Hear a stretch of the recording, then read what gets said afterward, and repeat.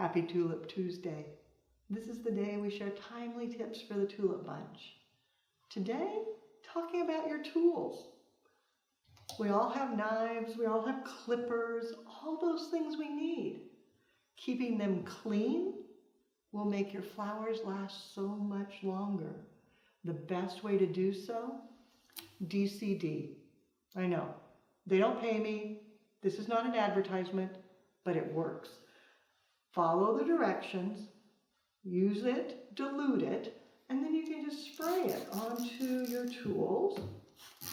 We use it here in the classroom, and I recommend it for all our online students as well. Just taking that and then wiping it down. It disinfects, it cleans, and it deodorizes. All the things that you want. So you have shiny, clean, fabulous tools that will make your flowers happy because they won't be contaminated. Do you want more? Join us for online flower school and learn how the pros do it.